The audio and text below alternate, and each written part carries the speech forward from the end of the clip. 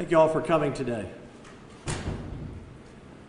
So I'd like to recap where we have been, where we are, and where we're going, particularly on the issue of this mistake in pricing over the last 32 hours. Quick recap. 57 people are dead. Multiple companies are filing bankruptcy. There are thousands of damaged homes. Billions of dollars in accounts receivable of bills that need to be paid. 3 of the commissioners at the PUC who were in charge have resigned. I asked 2 to resign, 1 quit on their own. The CEO of ERCOT, who I asked to resign, was fired by the board. So those in charge are gone, although some still remain until their replacements are chosen. This week, the Senate acted as the governor asked us to act. On Tuesday, March 9th at 8:48 p.m., the governor said it's the legislature to act. And so, as you all know, we postponed every rule that we could on Monday so that we could pass a bill in record time, filed it at 9 a.m. or so, and it passed in the afternoon. And that bill was supported by 28 of 31 senators. The final vote was 27-3, but the one senator who was ill would have been a yes vote. 28 out of 31 senators voted for the PUC chair at ERCOT to correct that price of what we clearly believe the evidence has shown, although there was conflicting evidence, that should not have been charged to the ratepayers of Texas for the last 32 hours, when it was $9,000 per hour. So in testimony, we heard conflicting testimony. The PUC chair, current chair, who's now resigned at my request, and although the governor gave him his full support last week, the governor asked him to resign after a leaked tape, and we'll talk about that in a moment. I thank the governor for taking action on that this week. The PUC chair testified in the House that they made the call, but in the Senate, Bill Magnus of ERCOT said he made the call to keep the price at $9,000, and then back in the House it was changed again. There's been testimony all over the board. We don't know the true facts who made the decision at this point. We know it shouldn't have been made. The independent monitor came in and told ERCOT the price should be back to normal. Again, would have saved a gross number of about $16 billion, but net to the ratepayers probably between $4 and $5 billion. And then since then, and they didn't say it at the time, ERCOT has said, well, we had to keep the price at $9,000 to save lives. You've heard that. But at 8:11 on Thursday morning, after the storm had passed, they put out their own press release that said, we are out of taking residential homes off the grid. Load shed is gone. They didn't say anything about saving lives at the time. And really, since they said the power was back to everyone, there was no reason for them to do that. But that was their answer now. But at the time, they said the system was back. But they kept the price at $9,000, costing Texas ratepayers millions every minute that clicked by. So the Senate passed a bill and said correct it. The House took no action this week. They've adjourned. So it leaves it to the governor. The governor sent me a letter last week and said, I don't have the authority to intercede. And he agreed with the then PUC chairman, who he since asked for his resignation, that he agreed that the PUC commissioner did not have the power to correct the pricing.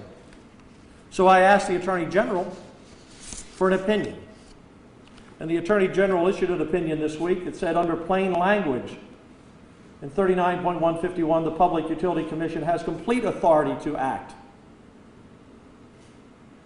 The governor also brought up, and the House brought up, maybe it would be a problem with our Constitution, Article 16 or 17, retroactively taking action on a contract. The Attorney General said a court would likely find that such corrective action by the PUC does not raise any constitutional issues. In terms of the governor's power to act, he has renewed the emergency order, and under an emergency declaration, the governor has extraordinary power. He is the commander-in-chief. He is the ruler of all of the agencies. He can make this corrective action if he so chooses. I've worked very well with the governor for 5 years. We're on the same page 95% of the time. I support what he's doing on the issues on the border and on all the issues we're working together on. But Governor, you asked the legislature to take action. One chamber did. They voted 27-3 to correct it. So I would like for you to consider that. Secondly, I would like to go over this tape and a couple of highlights, which will give you the highlights after. This is the leaked tape by the last commissioner to resign. This was last Tuesday, before he even testified before the Senate. And just a few highlights. He said, and remember who he was talking to, the energy investors of Bank of America. And by the way, the name of the agenda that day was Learning the Texas Two-Step. Sure sounds like the ratepayers were a victim of the Texas Two-Step. At one point, and again we have this and the timestamp for you, he said to them, we have an internal deadline at ERCOT of basically next week, which would be tomorrow. 30 days, so you know, and then he laughed, as if this was funny to him. He laughed, I apologize for the instability, but it won't last past next week. So that's the good news. What did he know that the Senate didn't know? How did he know the House wasn't going to act? How does he know the governor won't act tomorrow? What did he mean by that? He said, I'm advising on repricing. The best I can is to put the weight of the commission in favor of not doing it. So he's telling some of the winners, I would guess, that were on that call, I'm going to put the weight of my commission of not repricing. He said this also. In about 2 weeks, I went from being on a very hot seat to having one of the safest jobs in Texas. Well, he was wrong about that because the governor asked him to resign. He also said something on the tape that I thought was very interesting. I don't think the governor really is interested in appointing new members. I think they probably enjoy having just one person up there because, you know, they can secure promises from me that I can't say that other commissioners would go along with. I don't think the governor believes that. I don't think the governor said that. But that kind of talk from a regulator giving favor to private industry, suggesting he has some type of control over the legislature and his job, is the kind of talk that leads to criminal investigations. So, the governor, he is judicious. Attorney General, Supreme Court Justice, he's had a chance to look at the facts. The Senate has spoken. We have done a thorough investigation of the facts. It's clear it's a mistake. Will there be ramifications if we correct that 32 hours of pricing? Yes. But there are going to be ramifications no matter what happens. We have a lot of work to do on behalf of the ratepayers. So I'm asking the governor to consider it, Governor, to order under emergency orders that you have, the PUC chair, to tell ERCOT to correct that price on that day. If he does not, there is one other thing the governor can do. If ERCOT provides notice to the market participants, within 30 days that prices are under investigation, that preserves the ability of ERCOT to continue reviewing the prices. So I respect the governor's legal wisdom. he'll have to make the decision. But at a minimum, if the governor won't decide to correct the prices tomorrow, he can order ERCOT, or tell the PUC chair who's still there, to tell ERCOT to announce that prices are under investigation. The House said they wanted more time, that would give them more time. The Senate's pretty much made the conclusion based on the facts. But if time is needed, I don't have the power to tell ERCOT to do that. If I did, I would. But at a minimum, if the governor doesn't act to correct the price, then I would ask him to ask ERCOT to announce it's under investigation. There's a principle here. The principle is billions of dollars changed hands over 5 days. Many will argue it should not have gone to 9,000 on Monday. We're talking about the 32 hours. And if you look at the total bill, think of this. Monday was 24 hours, Tuesday was 24 hours, Wednesday was 24 hours. We're not even arguing that at this point. But here's another 32 hours of billions of dollars that was added on that should not have been on. And the Texas Senate has made it clear we're standing up for the ratepayers on this. We believe it needs to be corrected. So hopefully the governor will take the action. We believe he has the authority to do so. Look, again, I think the governor has done a really good job, excuse me, in a very difficult time over this last year and a half, and we've worked well together. We just disagree on this issue.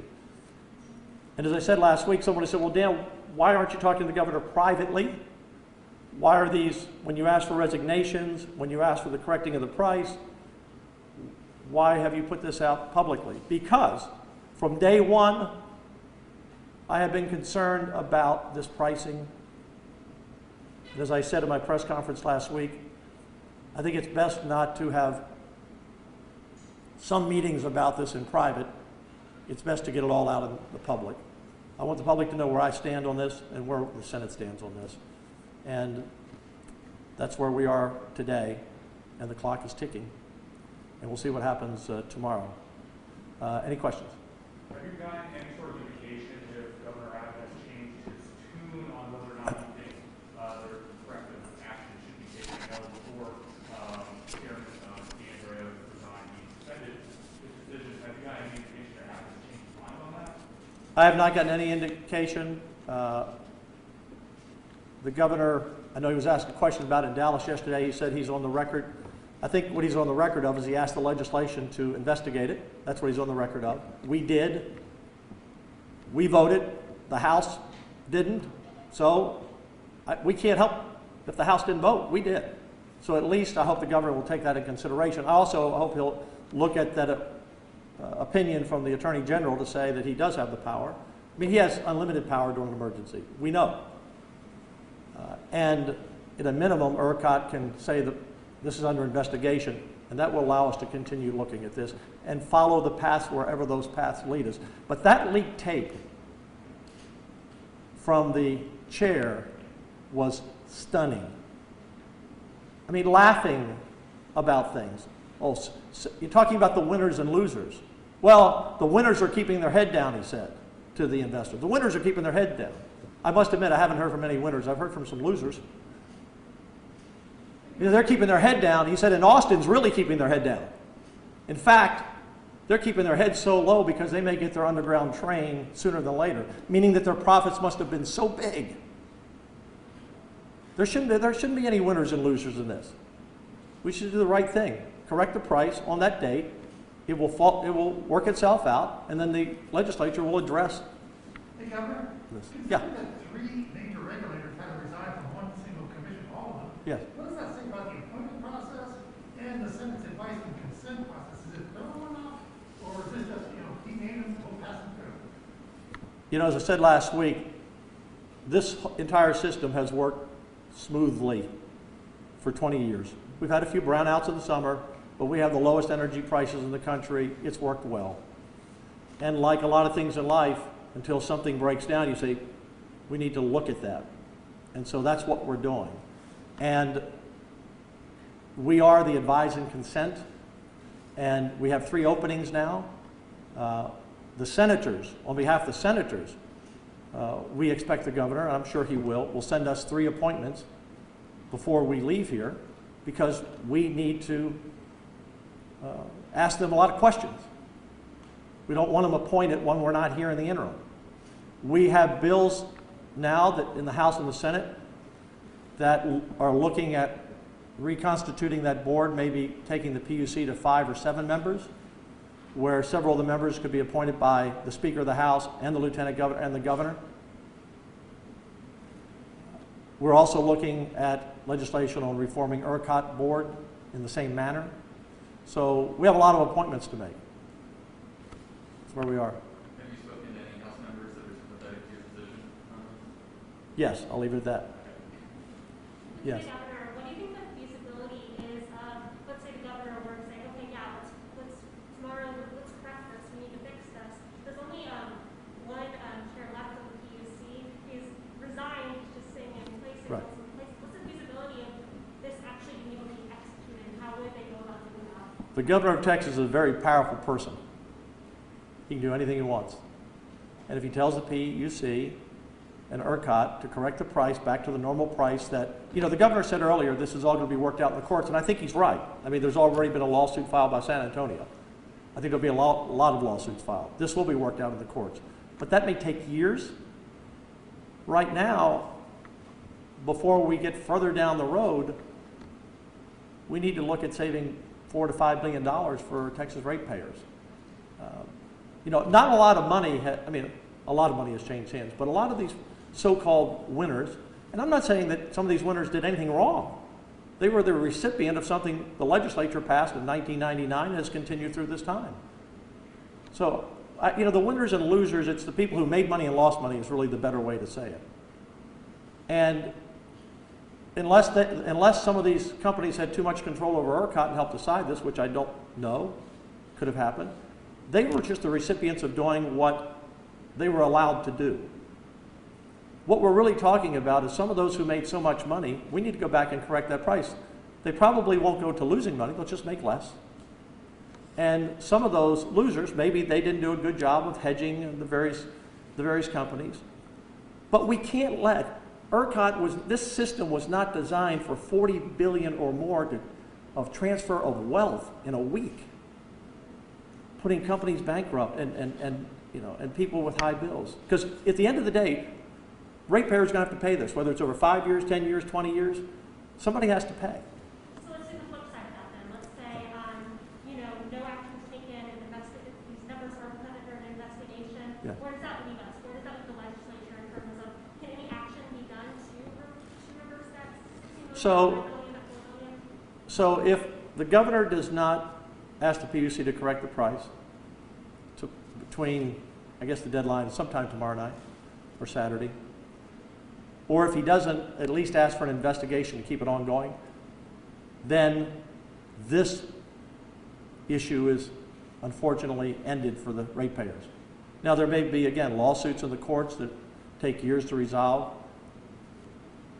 but unfortunately the action of the Senate will be for naught. And you know, this wasn't like a 50-50 bill that passed out of the Senate. 28, again, the one who was sick would have voted yes. 28 out of 31 members who represent the entire state of Texas, from the inner cities to the rural areas, said, we need to correct this. We need to correct it. It's wrong. You just can't walk down the road and say, yeah, it was wrong. Maybe it was wrong. Maybe it was right. No, it's clear it was wrong and it should be corrected. And that's what we're asking to be done. Any other questions? Have you spoken with Speaker Phelan since the NRA came out, since he resigned? Has he changed his mind? And also, what's your response to him calling the Senate bill essentially government overreach in this case? There was no government overreach by the Senate bill. The government overreach was when the PUC arbitrarily, on Monday the 15th, the first daylight of the storm, sent the prices to 9,000 instead of letting the market go to that number, and keeping them beyond midnight on Wednesday night when they should have come back down to normal pricing. That's government interference in what we'd like to think is an unregulated market and a free market that's worked pretty well. the blame goes there in terms of that pricing. I did meet with the speaker at length today. We had a good discussion. I think the Senate just was able to get there faster than they were because we can move quickly.